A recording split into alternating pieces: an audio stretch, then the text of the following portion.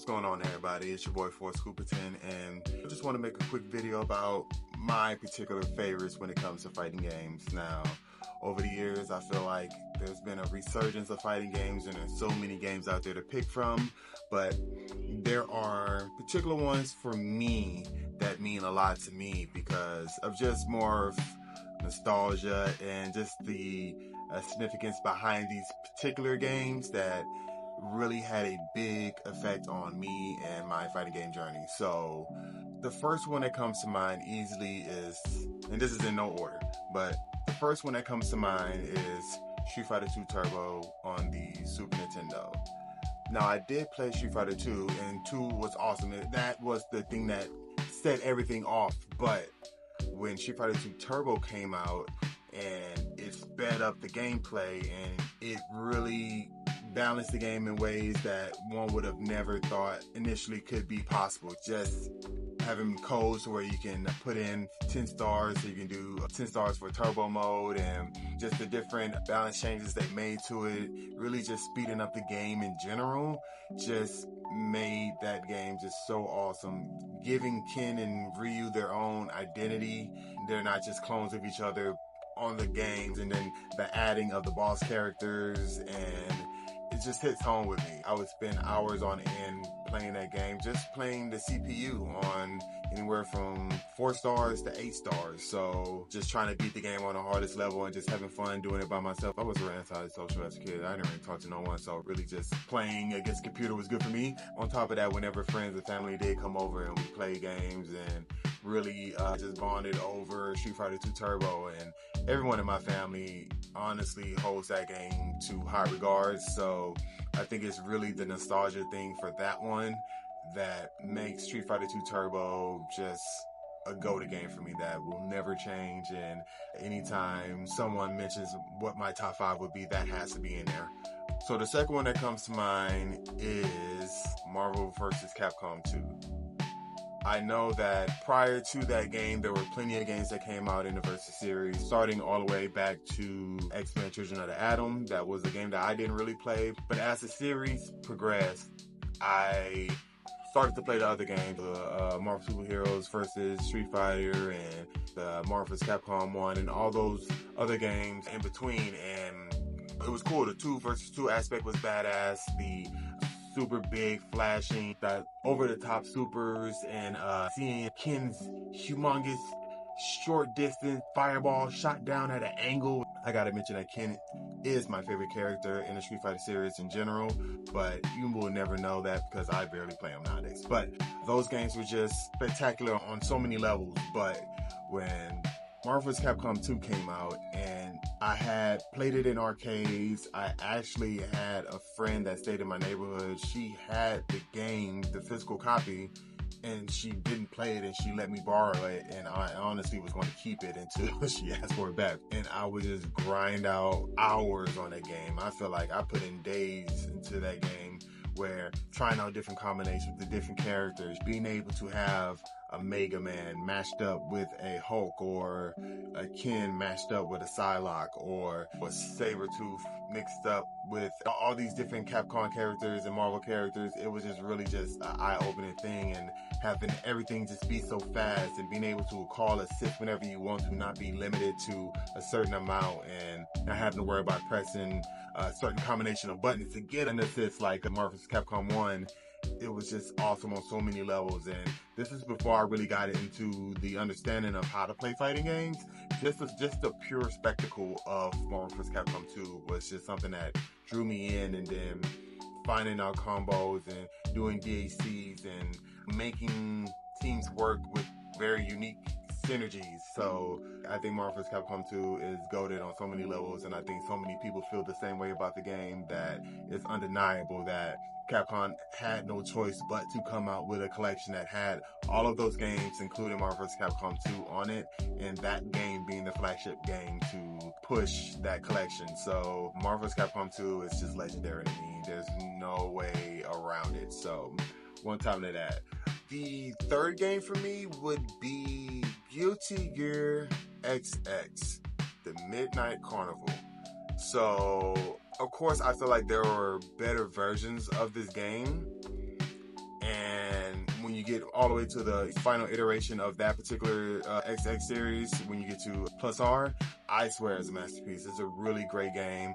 It's awesome to watch. I was a Johnny main, even though I never played in tournaments and stuff like that, but I played Johnny, and Johnny was so cool with his cancels and stuff like that. But initially, I don't know how I ran across Guilty Gear, honestly. I think it was more of just reading different magazines like Game Informer, or being on a Shoryuken forums and website, and I think some way it crossed my path and I bought the game. I don't know how I bought it. I don't remember having a job when I got that game, but I bought the game, and I just remember just being so confused initially. The mechanics were so crazy. It was so many different things that traditional fighting games were not doing. Air dashing and like Gatling combos. These things exist, but they didn't exist in the chaotic format that Guilty Gear presented it to me in. And just with the different designs of characters, from the typical Shoto type with your Souls and Kais to your off-the-wall characters like Faust and Zappa, and cool people like Milia and Venom, and just so many different archetypes and variations of characters in the anime art style that it was drawn in. It was mind-blowing for me. It was something like I'd never seen before, and I really enjoyed just being in training mode and learning about the RC system, and it took me a while to really understand it. I was watching videos and I kept seeing people do blue Roman cancels, and I'm like, what's so different about that compared to the red ones? And diving into Dust Loop forums and reading and really getting an understanding of what Guilty Gear was and how it is played and all the nasty setups and how much you can do in it. It was a time where I was really just enjoying going online and digging into the forums and finding out just how this game is truly played, and going on YouTube and watching matches. And it's a game that is unlike any other, and I'm so glad to see that the popularity of it is growing because of Guilty Gear Strive and people giving the series a try. And I really hope people go back and play the older games because they're really awesome. But it was just something so far left field from, especially in the West, where we were just so used to Street Fighter and Mortal Kombat and Killer Instinct. It was just very traditional as type games that we would play all the time, and your King of Fighters, things like that. But this game stood out like crazy. It was amazing. So that's 3 out of the 5 that really stood out to me. And for my 4th one, I would have to say it is King of Fighters 13. Now, I'm not an SNK head by any means. I definitely dabbled. I definitely have played a lot of their games, a lot of the King of Fighters. I've probably gone on Fightcade and played things like Art of Fighting and the Fatal Fury series. And I don't want to be one that... I'm a Capcom guy, and I don't want to be one that's dissing the other side because I've never played it and never gave it a chance. These games are awesome, but I think getting into 13 was the thing that set me... It really opened my eyes, realizing just how simple the game can be, but just how fast-paced and so... It's a 2D fighter, but it's just so different from the Street Fighter, and it has its own identity, and I understand how people fell in love with the King of Fighters series, which made me want to go back and play the 97s, the 98s, the Ultimate Matchup 2002, King of Fighters 11, all the staple ones, and even some of the other ones that people didn't play as much. I had to dive back into it because the appreciation I have for one art style that everyone knows and is goated, beautiful. It looks expensive, that game, and that, and just the combo system, and just how one hit can mean death depending on who you're playing against and what character they have is crazy. And it wasn't just your normal cast of characters. It was a smaller roster, but the roster felt super diverse. It had my girl King in there, so I'm good. Between, what was my team? I think I was a Mr. Karate, King, and what's his name? Shun.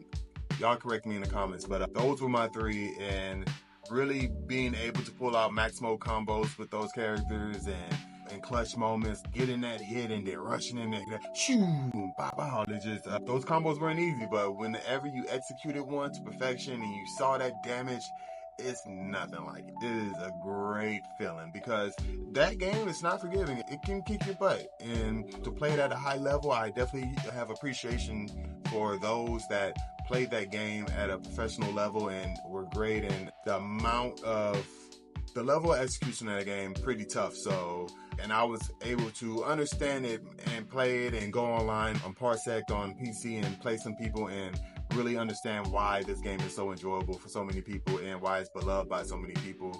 And I think that game really was my introduction to the SNK side of things. I definitely appreciate King of Fighters 13 for opening my eyes to a whole side of fighting games that I was missing out on. So lastly, I would have to say that my fifth game, and this is a game that I don't think I was really actually all that good in, but I think this is a game that really opened my eyes to what fighting games are, and it's Street Fighter 4. So Street Fighter 4 was, I'll put you into place. It came out, and right when it came out, I had just quit my job, and I had a month of no work. And that 1 month, I bought Street Fighter 4, and I grinded. I was a Crimson Viper player, and not the greatest, but I did some nasty stuff with it. I got those, and doing it all on controller, I'm proud of myself, because I would do those feints and those links and everything like that with controller, and I can't lie. I wouldn't do that nowadays. I cherish my thumbs. I would stray away from that, but doing that back then and doing those combos and doing a burning kick into her ultra, it was nothing like it. You have to time it perfectly. If you do it too early, you'll miss. If you do it too late, they'll hit the ground, you miss. But that game was the game that showed me that there is a lot of fundamentally and technical things and basic things that I really didn't understand about fighting games and never actually took the time to learn. Being able to do dragon punches and fireballs and stuff like that was great, but if not used in a proper way, it's pointless.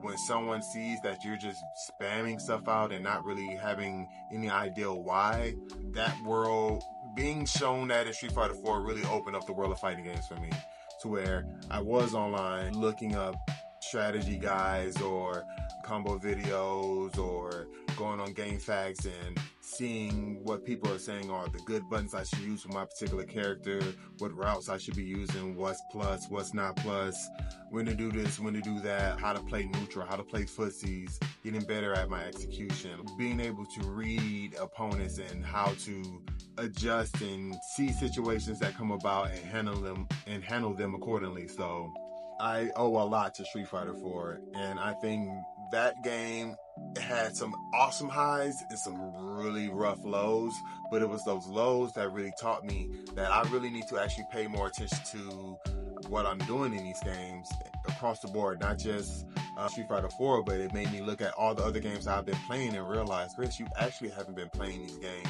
correctly. Now, you can say there's no correct way to play, you play how you play, it's your style, cool, but there is a fundamental base that you should have with all fighting games when you're going into. You want to find your buttons that you want to press in neutral. You want to understand how fast your character is, their walk speed, their jump arcs. You want to know what buttons you can use for cross-ups. You want to understand what supers you can use, what distance, and if they're safe or not. You want to know what's your hit confirmable button that you can go into specials or supers with. You want to know your other opponent's frame data and what their buttons are and what you should be watching out for. Having the matchup knowledge and understanding of each and every character in the game so you can properly game plan for each and every match. That's the awesome part about fighting games for me. Those interactions and being able to properly utilize the tools you have with the character that you have to the best of your abilities and to grind out wins that way. And when you see that you run into a wall where you run into this problem and you don't know how to solve it, you keep at it, you find ways to get better by going in the lab and trying out different scenarios. And games nowadays have come a long way with making that training and labbing process much better. But back in the day, you just had to play matches and learn from each and every time you play against a certain character. And I feel like that's what Street Fighter 4 was for me. It was really the eye-opening experience that I need to really understand and appreciate fighting games. Because I tell you, man, I would get salty at the loss. I was getting salty at the losses. But it was at a time where I'm high-headed, I'm young, I'm thinking I'm the greatest because people in my circle say it when I'm not really playing anyone outside of those people. But going online and really seeing that, boy, you actually are trash, was ultimately a great thing for me. Now, that's not to say that I'm not getting salty here and there, but I can understand that, hey, they're doing something that you can't stop, so they're not going to stop. And when I find something that I can abuse on an opponent, I'm going to keep doing it. And I'm not going to stop until you stop me. So that's Street Fighter 4 for me. It was definitely the thing that opened my eyes to everything fighting game related. And I am forever grateful for that game. So that's my top 5 games that I have that are... So that's my personal top 5 games. So that's my personal top 5 fighting games. I think that definitely showed me fighting games in so many different perspectives and lights, and I hold near and dear to me personally, and I'm definitely thankful for the ability to honestly still be able to play these games today. There are so many releases or the availability to purchase them on Steam or the PlayStation Network or on Xbox Arcade and Fightcade. So I'm thankful for these games being a part of my fighting game experience, and I would like to know yours. What's your top 5 fighting games that you personally love for the reasons that you love them for? It doesn't have to be the actual top 5 fighting games. That's all up for interpretation. It's all everyone's opinions. These are just my opinions, but I'd like to know yours. So go ahead and hit me up in the comments, and I'll see y'all next time.